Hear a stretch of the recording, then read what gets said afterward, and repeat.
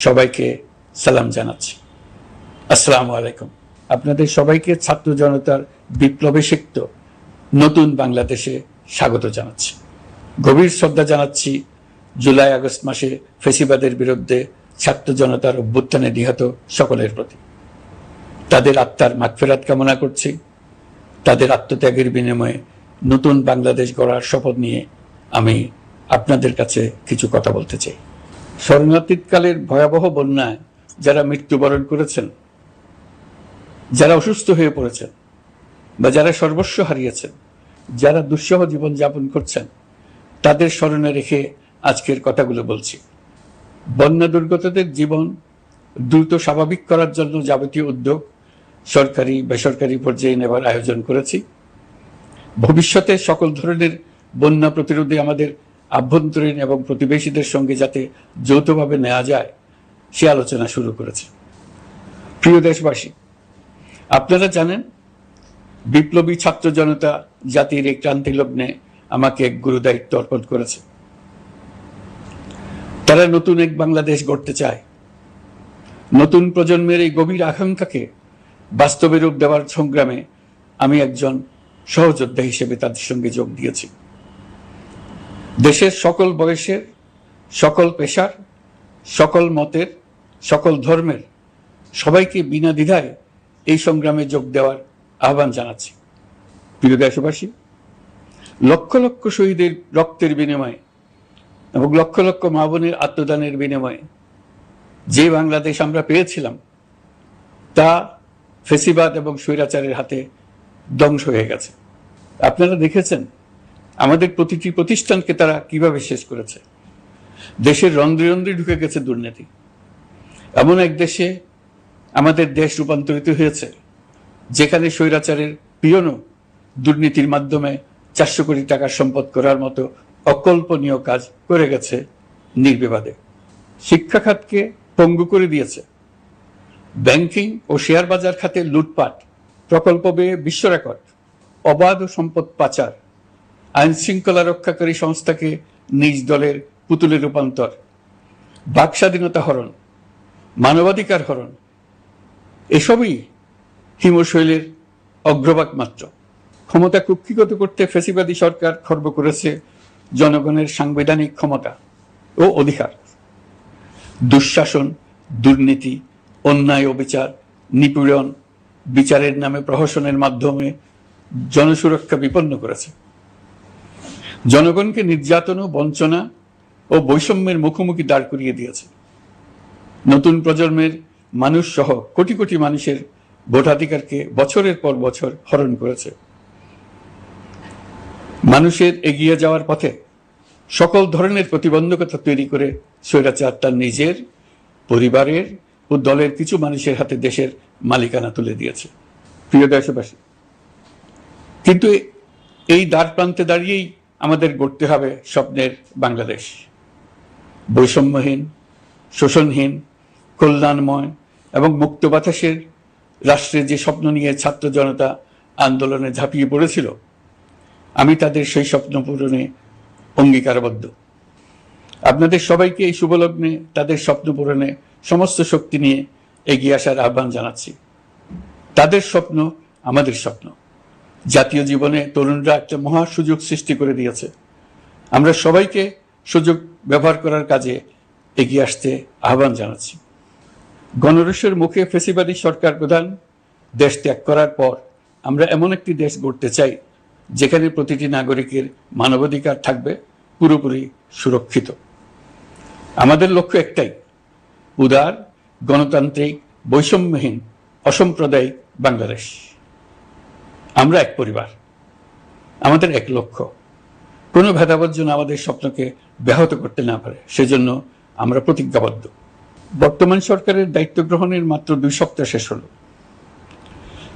কর্মযাত্রার প্রথম পর্যায়ে রাষ্ট্র সংস্কারের কাজে আপনাদের কাছ থেকে যে সমর্থন পাচ্ছি সেজন্য আন্তরিক ধন্যবাদ। আমরা অনুধাবন করছি যে আমাদের কাছে আপনাদের প্রত্যাশা অনেক। এই প্রত্যাশা পূরণে আমরা বদ্ধপরিকর। যদিও দীর্ঘদিনের গণতন্ত্রহীনতা, 15 বছরের ফ্যাসিবাদী শাসন ব্যবস্থা প্রায় প্রতিটি ক্ষেত্রেই আমাদের জন্য পর্বতসম চ্যালেঞ্জ রেখে গিয়েছে, কিন্তু এই চ্যালেঞ্জ গ্রহণে আমরা প্রস্তুত। আজ আমি সরকারের পক্ষ থেকে আপনাদের দোয়া ও সহযোগিতা কামনা করতে আপনাদের সামনে এসেছি।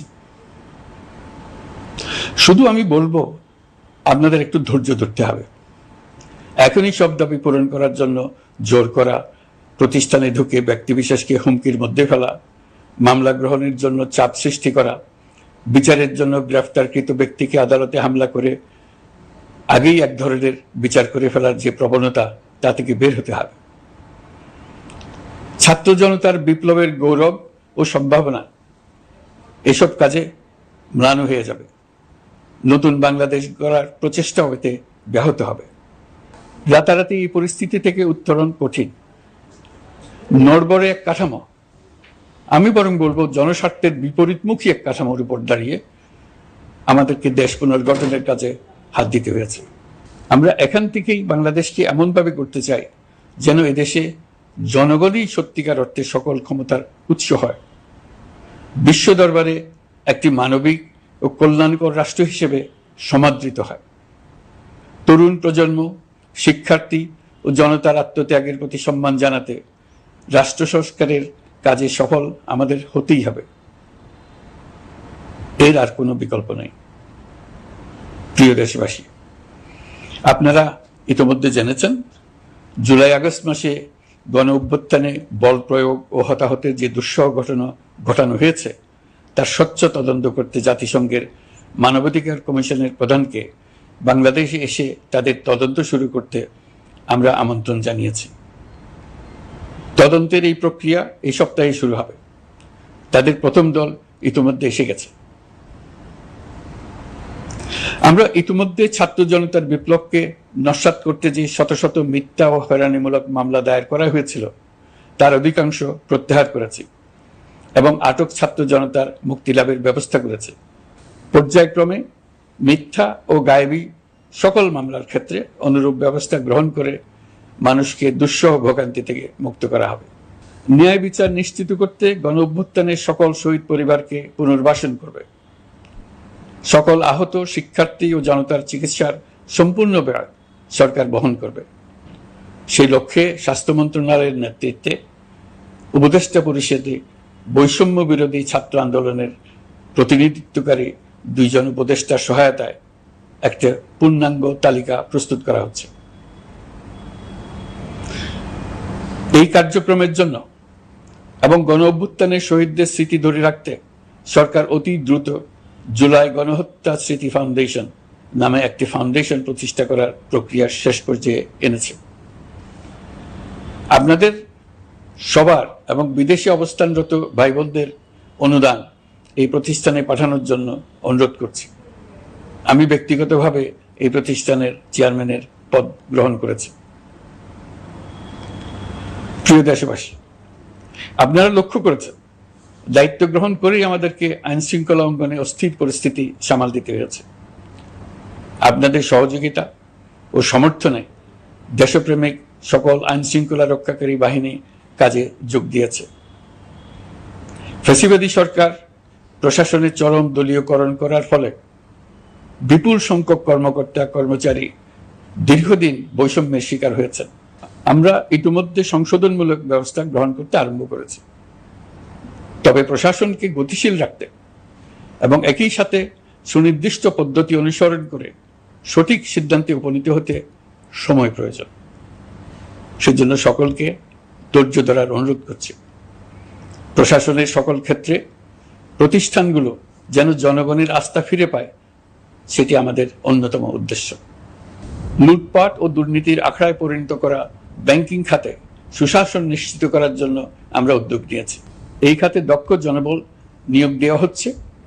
ব্যাংকিং খাতে শৃঙ্খলা স্থাপন, ব্যবসা বাণিজ্যে সহায়ক পরিবেশ তৈরি এবং জনগণের জীবনযাপন সহজ করতে নিত্য প্রয়োজনীয় দ্রব্যমূল্য ও মূল্যস্ফীতি নিয়ন্ত্রণে আনার আমরা উদ্যোগ সচল করেছি। ব্যাংকিং খাতে দীর্ঘমেয়াদী সংস্কারের জন্য ব্যাংক কমিশন গঠন করা হবে। আর্থিক খাতে সার্বিক পরিস্থিতি ও সংস্কার বিষয়ে একটি রূপকল্প তৈরি করা হবে, যা দ্রুত জনসমক্ষে প্রকাশ করা হবে। শেয়ার বাজার, পরিবহন খাত সহ যেসব ক্ষেত্রে চরম বিশৃঙ্খলা বিরাজ করছে তা নিরসনের দ্রুত পদক্ষেপ নেওয়া হচ্ছে। বিচার বিভাগকে দুর্নীতি ও দলীয় প্রভাব মুক্ত করতে কার্যক্রম শুরু হয়েছে। একটি সুনির্দিষ্ট প্রক্রিয়ার মধ্য দিয়ে বিচার বিভাগের স্বাধীনতা ও জবাবদিহিতা নিশ্চিত করার উদ্যোগ নেওয়া হয়েছে। ফ্যাসিবাদী সরকারের বিচার বহির্ভূত হত্যাকাণ্ড, গুম, খুন, অপহরণ এবং আয়নাঘরের মতো চরম ঘৃণ্য সকল অপকর্মের ন্যায় বিচার নিশ্চিত করা হবে। এসব অপকর্মের সঙ্গে জড়িত সকলের বিচার নিশ্চিত করা হবে। তালিকা প্রস্তুত করে মিথ্যা মামলা প্রত্যাহার করা হবে। দুর্নীতি ও সম্পদ পাচারের বিচার করা হবে। আইন শৃঙ্খলার ক্ষেত্রে জনমুখী ও দলীয় প্রভাবমুক্ত জবাবদিহিমূলক কাঠামো সৃষ্টির লক্ষ্যে পুলিশ কমিশন গঠন করা হবে। জাতিসংঘের তদন্ত প্রতিবেদন, দায়িত্বপ্রাপ্ত সকল সংস্থা ও জনগণের সাথে মত বিনিময়ের মাধ্যমে কমিশনের নেতৃত্বে প্রয়োজনীয় সংস্কার করা হবে। বাংলাদেশকে আর কোনোদিন কেউ যেন কোনো পুলিশি রাষ্ট্রে পরিণত করতে না পারে তার ব্যবস্থা করা হবে। তথ্যের অবাধ প্রবাহ ও গণমাধ্যমের স্বাধীনতা নিশ্চিত করা হবে। ফ্যাসিবাদী সরকার গণমাধ্যমের উপরও দলীয়করণ ও নির্যাতনের বোঝা চাপিয়েছিল। জনগণের তথ্যের অধিকার নিশ্চিত করতে আমরা প্রতিশ্রুতিবদ্ধ। তথ্যের প্রবাহে বিদ্যমান আইনি ও অন্যান্য বাধা অপসারণ করা হবে। মত প্রকাশের স্বাধীনতা বাধাগ্রস্ত করে এমন সব আইনের নিপীড়নমূলক ধারা সংশোধন করা হবে। ইতিমধ্যে এই ধরনের আইনগুলো চিহ্নিত করে এই প্রক্রিয়া শুরু করা হয়েছে। বিদেশি সংবাদকর্মীদের এদেশে আসার পর যে অলিখিত নিষেধাজ্ঞা ছিল, ইতিমধ্যে আমরা তা তুলে নিয়েছি। বিদেশি সাংবাদিকদের দ্রুত ভিসা দিতে সংশ্লিষ্ট কর্মকর্তাদের নির্দেশ দেওয়া হয়েছে। আমরা আশা করি পরিবর্তিত পরিস্থিতিতে গণমাধ্যম কর্মীরা নিরপেক্ষ সাংবাদিকতা চালিয়ে যাবেন। শিক্ষাক্ষেত্রে চরম নৈরাজ্য প্রতিষ্ঠিত করে গেছে বিগত সরকার। আমরা তার পূর্ণাঙ্গ সংস্কারের উদ্যোগ নেব।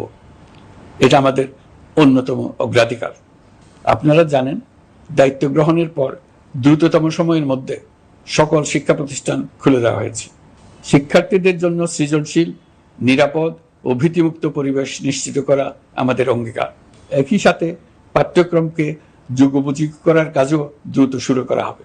গণতন্ত্রকে সুসংহত করতে স্থানীয় সরকার প্রতিষ্ঠানগুলোকে শক্তিশালী করা হবে এবং ক্ষমতার বিকেন্দ্রীকরণ নিশ্চিত করা হবে।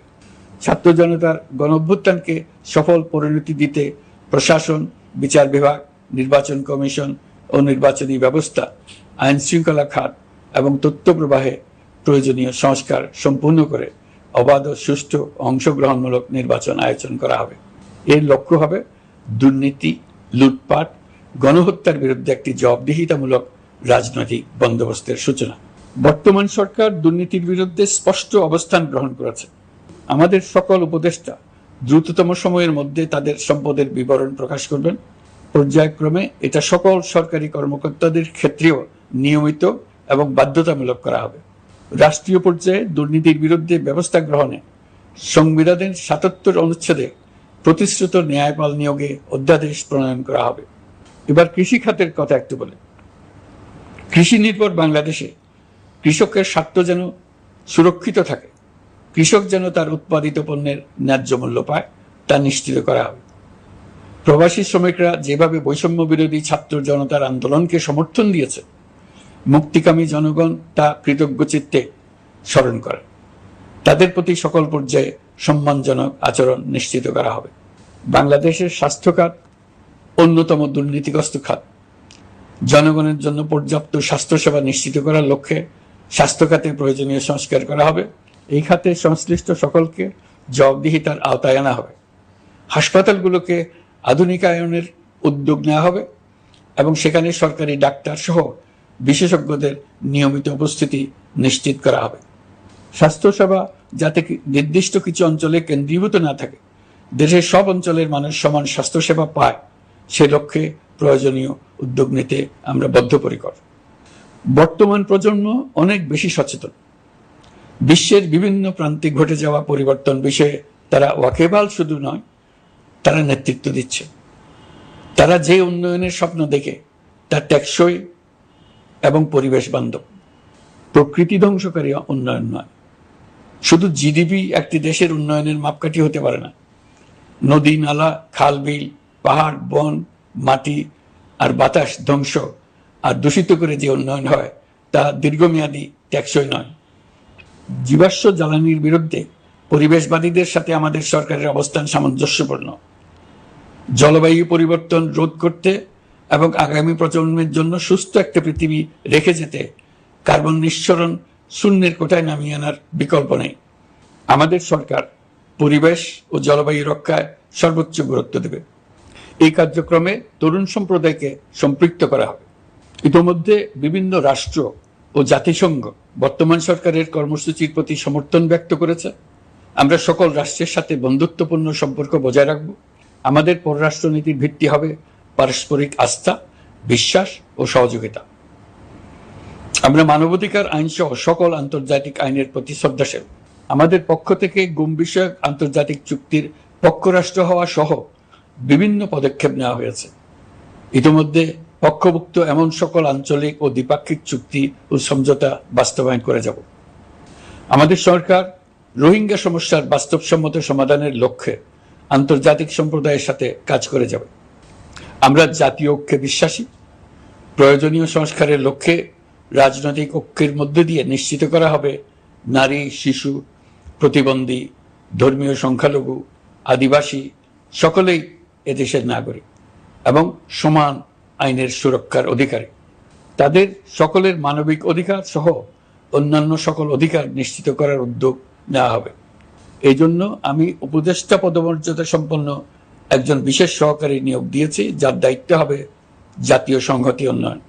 বন্যা কবলিত এলাকার সকল মানুষের দুর্ভোগ লাঘবে সরকার সঠিক সহায়তা দেওয়ার জন্য সরকারের যত কার্যক্রম আছে তাদের সচল করেছে।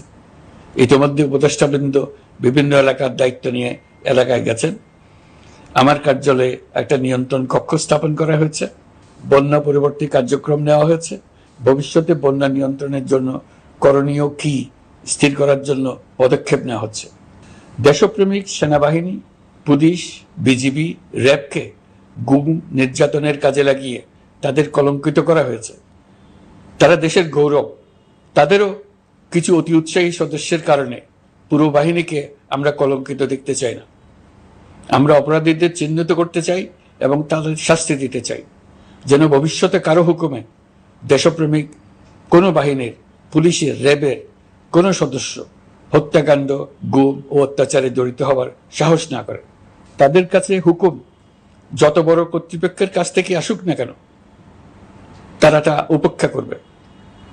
ভবিষ্যতে উপরওয়ালার হুকুমে এমন ঘৃণ্য কাজ করতে বাধ্য হয়েছে এমন ব্যাখ্যা কারো কাছে গৃহীত না হয় তার ব্যবস্থা করা হবে।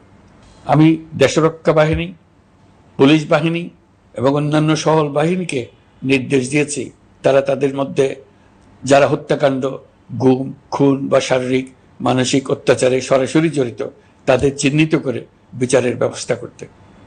যারা গুম হয়েছে, হত্যার শিকার হয়েছে তাদের তালিকা প্রস্তুত করতে। তাদের পরিবার সমূহকে সান্ত্বনা দেওয়ার ভাষা আমার নাই। তাদের জীবনে শান্তি ফিরিয়ে আনতে আমরা প্রচেষ্টা অব্যাহত রাখব। আমি সকল দেশরক্ষা বাহিনী ও আইনশৃঙ্খলা বাহিনীকে তাদের উপর জনগণের সম্পূর্ণ আস্থা ফিরিয়ে আনতে সকল পদক্ষেপ গ্রহণ করতে নির্দেশ দিয়েছি।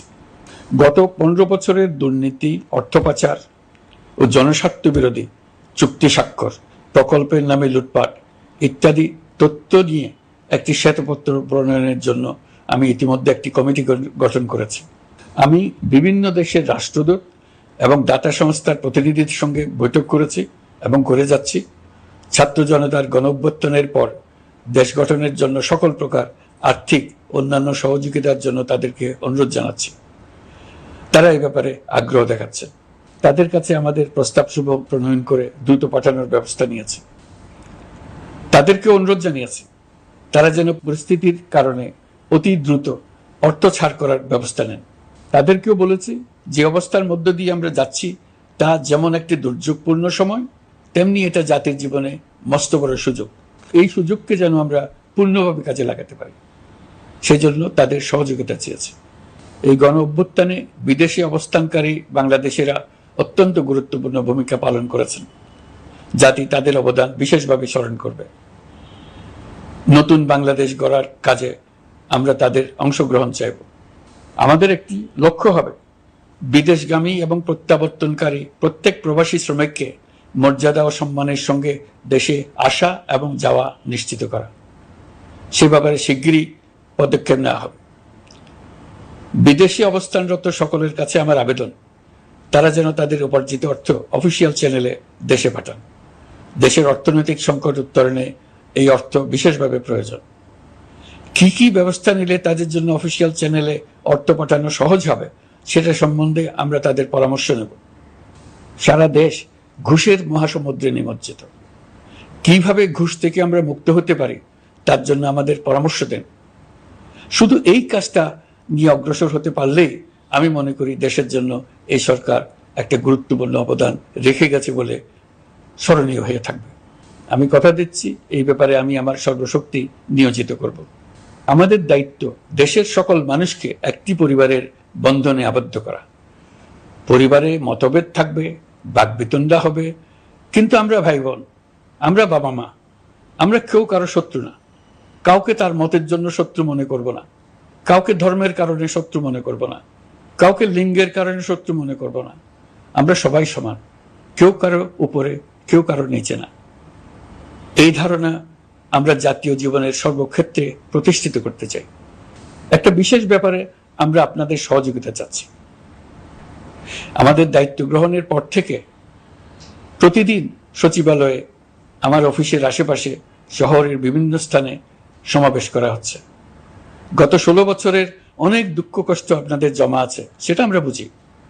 আমাদের যদি কাজ করতে না দেন তাহলে দুঃখ ঘোচানোর সকল পথ বন্ধ হয়ে যাবে। আপনাদের কাছে একান্ত অনুরোধ, আমাদের কাজ করতে দেন। আপনাদের যা চাওয়া তা লিখিতভাবে আমাদেরকে দিয়ে যান। আমরা আপনাদের বিপক্ষ দল নয়। আইনসঙ্গতভাবে যা কিছু করার আছে আমরা অবশ্যই তা করব, কিন্তু আমাদেরকে ঘেরাও করে এই গুরুত্বপূর্ণ দিনগুলোতে আমাদের কাজে বাধা দেবেন না। সবাই মিলে তাদের বোঝান, তারা যেন এই সময়ে তাদের অভিযোগের প্রতি দৃষ্টি আকর্ষণের জন্য আমাদের দৈনন্দিন গুরুত্বপূর্ণ কাজে বাধা না দেন। একটা বিষয়ে সবাই জানতে আগ্রহী, কখন আমাদের সরকার বিদায় নেবে। এটার জবাব আপনাদের হাতে। কখন আপনারা আমাদেরকে বিদায় দেবেন? আমরা কেউ দেশ শাসনের মানুষ নই। আমাদের নিজ নিজ পেশায় আমরা আনন্দ পাই। দেশের সংকটকালে ছাত্রদের আহ্বানে আমরা এই দায়িত্ব গ্রহণ করেছি। আমরা সমস্ত শক্তি দিয়ে এই দায়িত্ব পালন করব। আমাদের উপদেষ্টা মণ্ডলীও এই লক্ষ্যে উদ্বুদ্ধ হয়ে সবাই মিলে একটা টিম হিসেবে কাজ করে যাচ্ছি। কখন নির্বাচন হবে সেটা সম্পূর্ণ রাজনৈতিক সিদ্ধান্ত, আমাদের সিদ্ধান্ত নয়। দেশবাসীকে ঠিক করতে হবে আপনারা কখন আমাদেরকে ছেড়ে দেবেন। আমরা ছাত্রদের আহ্বানে এসেছি, তারা আমাদের প্রাথমিক নিয়োগকর্তা। দেশের আপামর জনসাধারণ আমাদের নিয়োগ সমর্থন করেছে। আমরা ক্রমাগতভাবে সবাইকে বিষয়টি স্মরণ করিয়ে যাব, যাতে হঠাৎ করে এই প্রশ্ন উত্থাপিত না হয় আমরা কখন যাব। তারা যখনই বলবে আমরা চলে যাব। আমরা সংস্কারের অংশ হিসেবে নির্বাচন কমিশনকেও সংস্কার করব। কমিশনকে যে কোনো সময় আদর্শ নির্বাচনের জন্য প্রস্তুত রাখব। আমরা বিভিন্ন সংস্কারের কাজ শুরু করেছি। দেশবাসীকে অনুরোধ করব একটা আলোচনা শুরু করতে। আমরা সর্বনিম্ন কি কি কাজ সম্পূর্ণ করে যাব, কি কি কাজ মোটামুটি করে গেলে হবে। এই আলোচনার মাধ্যমে আমরা একটা দিক নির্দেশনা পেতে পারি। তবে চূড়ান্ত সিদ্ধান্ত রাজনৈতিক সিদ্ধান্ত, সেটা রাজনৈতিক আলোচনা থেকেই আসবে। এই দিক নির্দেশনা না পেলে আমরা দাতা সরকার এবং আন্তর্জাতিক অর্থনৈতিক প্রতিষ্ঠানসমূহের সঙ্গে আলোচনায় দৃঢ়তার সঙ্গে অগ্রসর হতে পারছি না। আমি নিশ্চয়তা দিচ্ছি, আমরা আমাদের পক্ষ থেকে মেয়াদ বৃদ্ধির কোনো প্রশ্ন তুলব না। আমরা আপনাদের সকলের দোয়া চাই। যেই কদিন আছি সেই সময়টুকু উপদেষ্টা মণ্ডলীর প্রত্যেকে নিজ নিজ সাধ্যমতো দেশের এই সংকটকালে সংকট উত্তরণে যেন নিজ নিজ মেধা সাধ্যমতো কাজে লাগাতে পারে।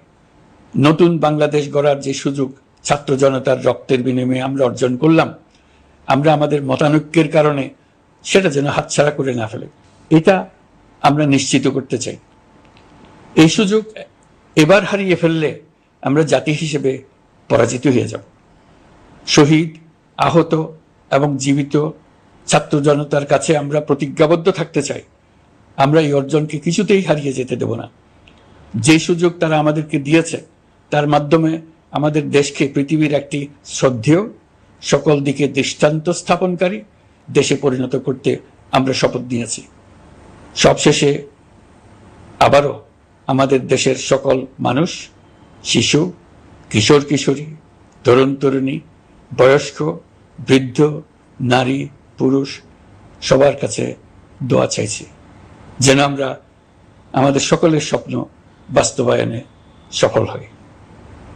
আল্লাহ আমাদের সহায় হন, আমাদের সবার মঙ্গল করুন।